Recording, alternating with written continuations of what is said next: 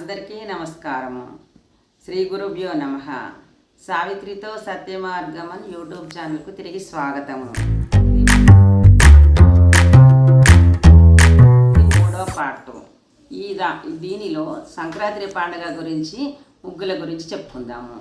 ముగ్గులు అంటే ముగ్గులు వేస్తారు. పొద్దున్న లేచి కళ్ళకు చల్లి రంగురంగుల ముగ్గులు పెట్టి సంతోషపడతారు. లక్ష్మీదేవి కూడా ముగ్గులు ఇష్టపడుతుంది అన్నమాట. లక్ష్మి వస్తుంది అన్నమాట.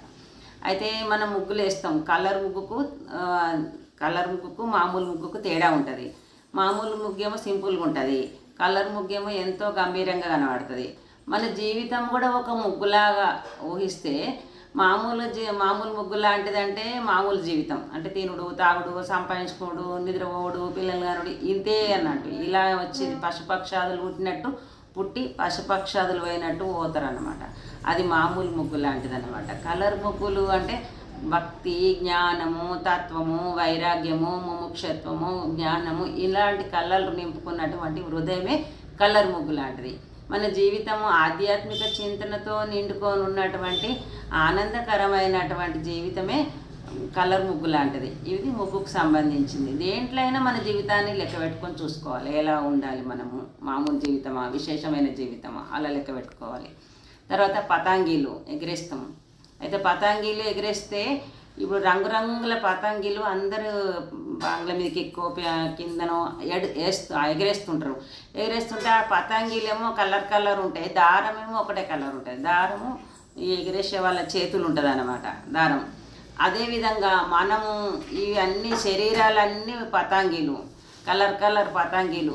ధనం ఉందని ధనము, బలము, యవ్వనము, రూపము, విద్య, అష్టమదాలు ఉంటాయి మనుషులల్లా.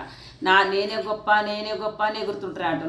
నాకు ధనం ఉందని ఒకళ్ళు ఎగురుతారు, నాకు చదువు ఉందని ఒకళ్ళు ఎగురుతారు, నాకు డబ్బు ఉందని ఒకళ్ళు ఎగురుతారు, నాకు తెలివితేటలు అని ఒకళ్ళు ఎగురుతారు.